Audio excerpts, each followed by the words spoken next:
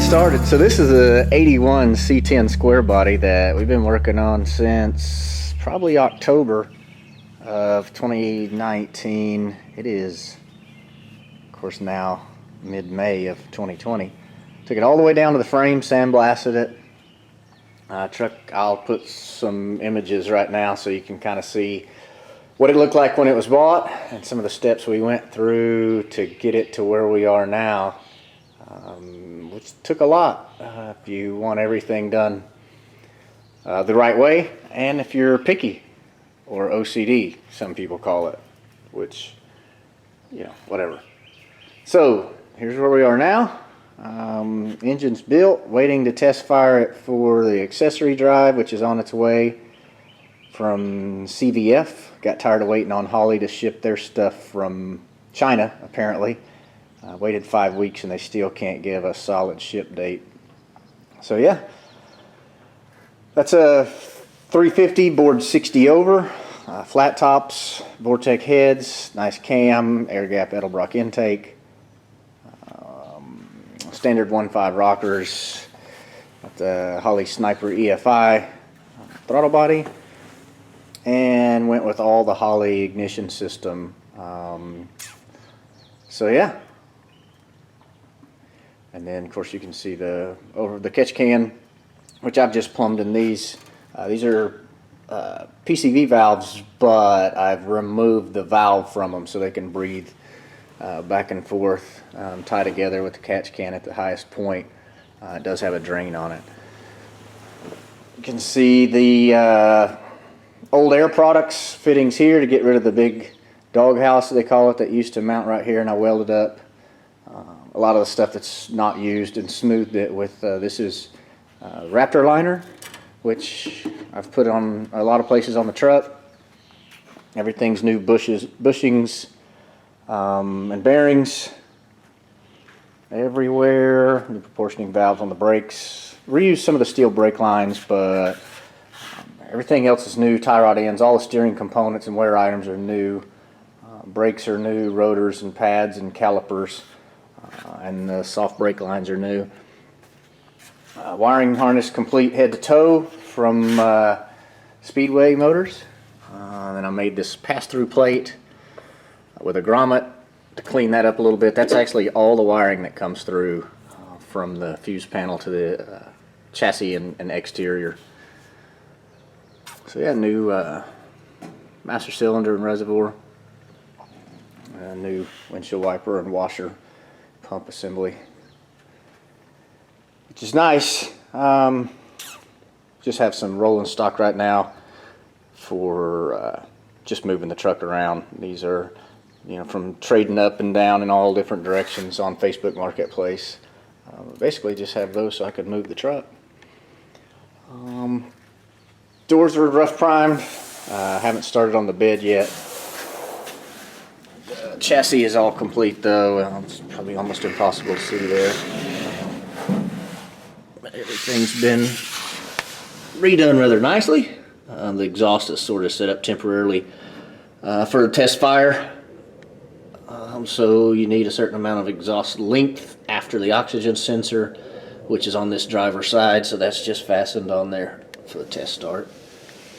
Did put a posi carrier in it, so that should work well. So you got the radiator support waiting for the accessory drive. Just sandblasted the factory one and repainted it. It's got a large aftermarket radiator, a 16-inch fan, and old Air Products condenser is in there, just waiting to be installed. Interior wise, still a factory seat. Haven't recovered it yet, kind of waiting to do that until we get a little further along with some things. But I did use the Raptor liner inside the cab. Can still add a headliner later, but for now it works out pretty well. I'm going to cover, this is a Eversharp or Forever Sharp steering wheel, if I remember correctly. And then this is one of the cover, I forgot what the cover lay, dash cover. And then I pulled the insert out and covered that with the leather look vinyl. It's a TMI product. New vents. That's the AC controller from Old Air Products. Of course, most people cut all these out to use for single DIN aftermarket radios, which I'm not a big fan of doing, so I welded this up before I painted the dash. And today, the main focus on our project is filling this area in. So, of course, right now is the Sniper EFI touchscreen for when we do our startup. We'll need that. But what we have back here, everyone recognizes these factory bezels, which again, first thing people do, they cut this out so they can run a single DIN later model or newer style audio receiver, which again, not a fan of. So I looked online, I found another one that wasn't damaged there, which was awesome, only to find out that it had this tab broken for holding the lower bezel.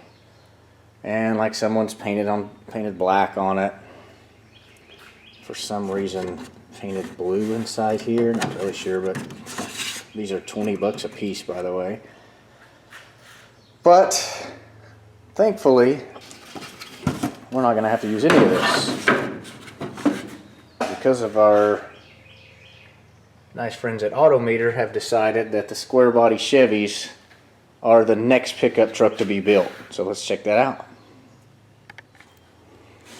So I'm assuming what I meant by the next truck to be built, Autometer probably recognized that the square body Chevys are becoming the most popular truck to build right now in the C10 lineup. And of course, as time goes on, the next generation and the next generation will become popular.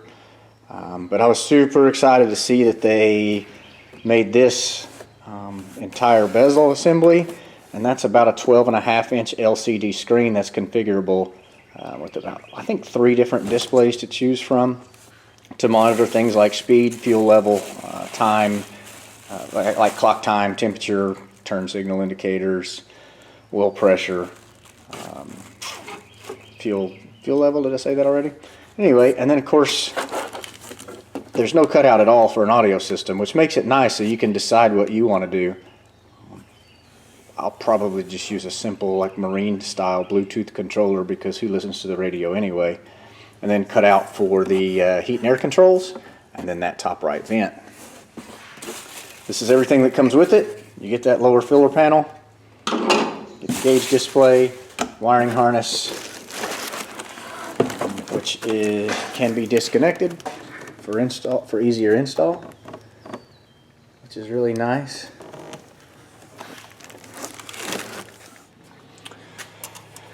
Kit also comes with their own oil pressure sender with an adaptable AN style, or not AN style, but anyway, a tapered fitting, which I will remove this one and thread it in right here. Also comes with the temp sensor that they want you to use with several fittings to fit several applications. We will likely install it here so the wire can run along here with the alternator wire and tie those together and clean it up nice and neat. Also considered mounting it in the head on this side and removing that plug. It'd probably be more accurate because you don't get a lot of coolant flow up here until your thermostat opens. Whereas this would give you probably a lot better reading to what your actual coolant temperatures are. I don't like having to tie a wire down here to this, is the biggest issue aesthetically. Also, that is not our main focus for the display because I have the Holley Sniper EFI system. Its computer has a coolant input which looks nice and clean, and I mounted it back here in the rear of the passenger side head and then just fed its wire up behind this breather, and then the ECU is actually inside this panel. So I'm utilizing the Holley computer to control the electric fan. So that's why mounting this one, coolant temp sensor for the dash display, will be fine there, because using the Holley system that's integrated will give us a good place to measure our coolant from.